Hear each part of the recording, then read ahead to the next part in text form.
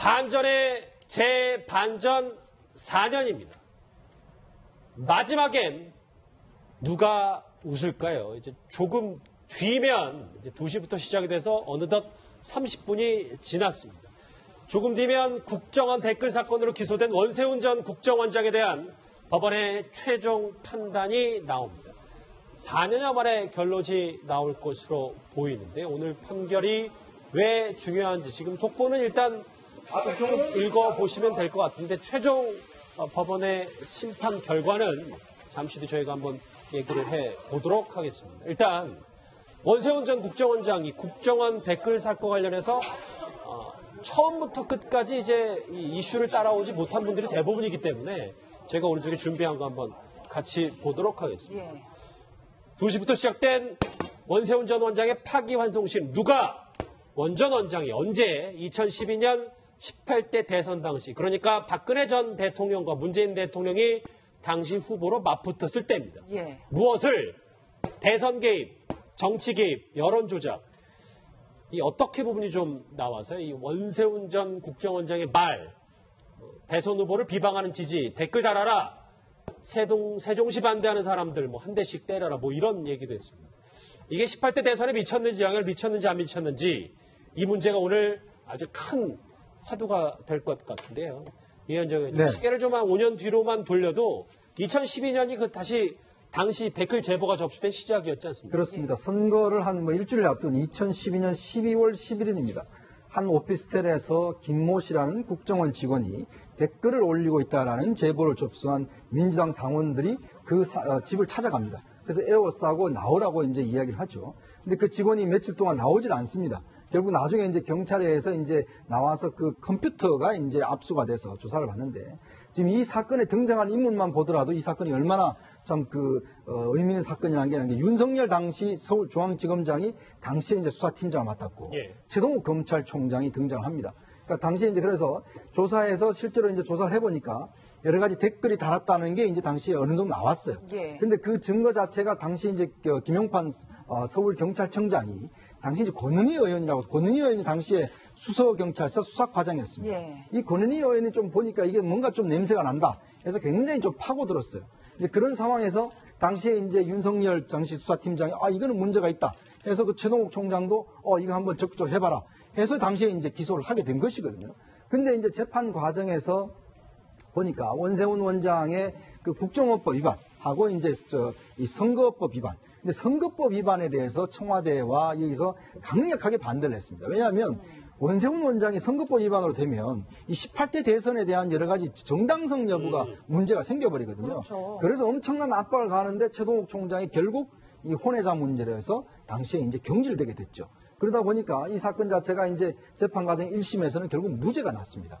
근데 2심에서는 문제는 다시 유죄가 난 거예요. 그러니까 그 제2심 재판부는 이걸 모든 증거들 유죄로 인정을 해서 났는데 문제는 또 대법원에 가서는 이게 전원합의체에서 다시 또 이거 증거 능력이 없다. 이렇게 해서 파기환송이 됐습니다. 그래서 그 파기환송심을 이제 재판부가 몇 번 바뀌고 해서 이제 이번에 결국 4년 만에 이제 다시 하는 것인데 결국 쟁점은 그겁니다.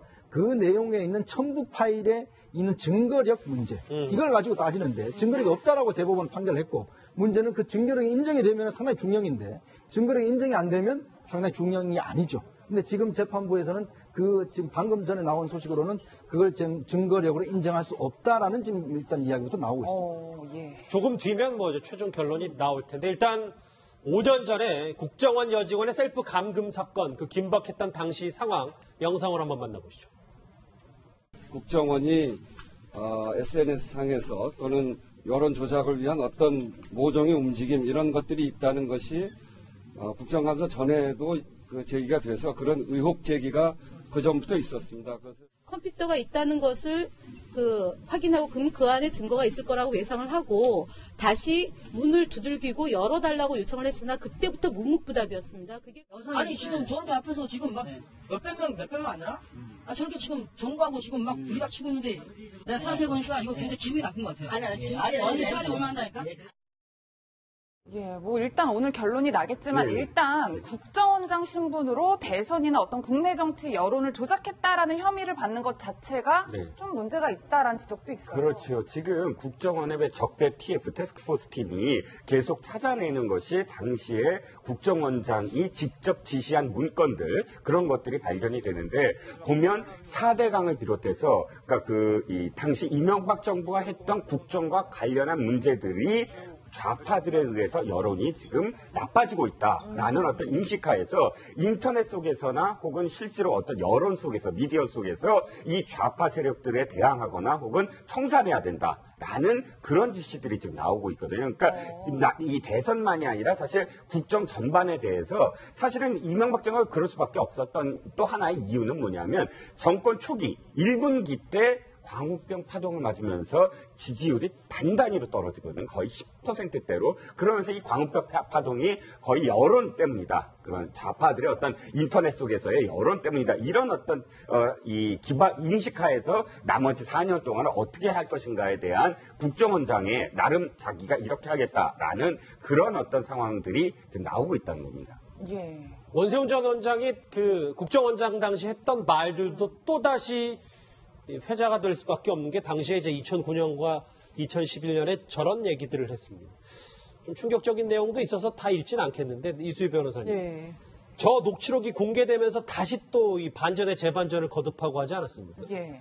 이게 이제 뭐 한 4년을 끌면서 엎치락뒤치락하고 그 포인트는 이제 쟁점은 선거법이 유죄냐 무죄냐 뭐 이 얘기인데요. 그러다 보면 이제 말씀하신 대로 2012년 대선까지 이게 도둑 맞았다라는 지금 현 여당의 그 논리가 그걸로 다 논거가 되는 건 아니지만 어쨌거나 좀 설득력을 얻게 되는 거죠. 그러니까 원세훈 전 원장의 경우에는 저런 지금 와서 보면 굉장히 무리수인 저런 그 지시들을 한 것이 기본적으로 인터넷상에서의 보수 쪽이 밀리고 있다. 전통적으로 좀 많이 약하다라는 것에 초조감을 갖고 있었던 것 같고, 그것에 대한 대응으로 그 초조감이 저런 무리수를 두는 대응으로 나타난 것 같습니다. 그게 이제 시간이 지나면서 이렇게 아마 원세훈 전 원장이 오늘 선거법에 설사 무죄가 난다 하더라도 저는 동일 사안이 아닌, 그러니까 이 공소 사실과 겹치지 않는 부분에 있어서는 또다시 기소될 가능성도 높다. 수사와 그 이후에 기소될 가능성도 높다는 면에서 원세훈 원장의 저런 새로운 이제 녹취록에서 나온 주요 발언들이 다시 또 새로운 얘기들이 나올 가능성도 높고, 문제는 그것이 어느 선까지 올라갈 것이냐.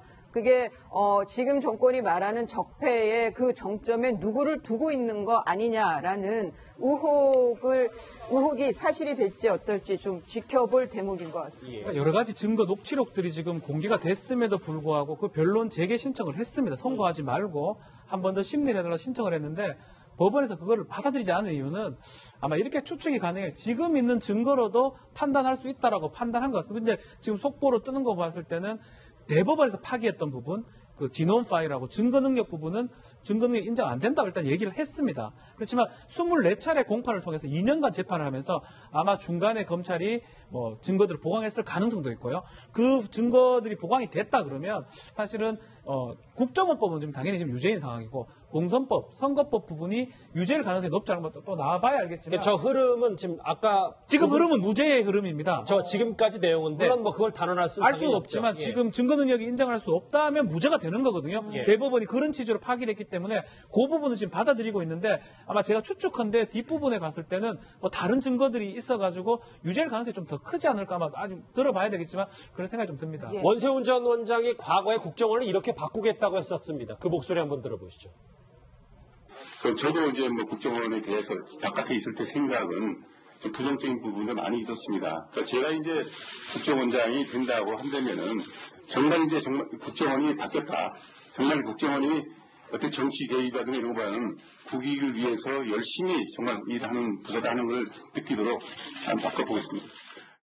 네, 실장님 이제 곧 결론이 날 것 같은데 예, 그렇습니다. 어떻게 나든 굉장한 파장이 있을 것 같아요. 그렇죠. 왜냐하면 이 국정 댓글 사건은 4년 전부터 사실은 이 더불어민주당이 굉장히 크게 문제를 제기했던 문제거든요. 이 4년 전에 그렇게 함으로써 사실은 문재인 대통령이 한번 낙선하지 않았습니까? 그러니까 그 책임, 이 박근혜 정부의 어떤 이 정당성마저도 사실 흔들 수 있는 그러한 어떤 이 유죄이기 때문에 그 점에서는 박근혜 정부와 이명박 정부 공동 책임을 돌릴 수 있는 그런 문제인데 만약 무죄인 경우는 사실 또 재판부가 굉장히 큰 비난에 휩싸일 겁니다.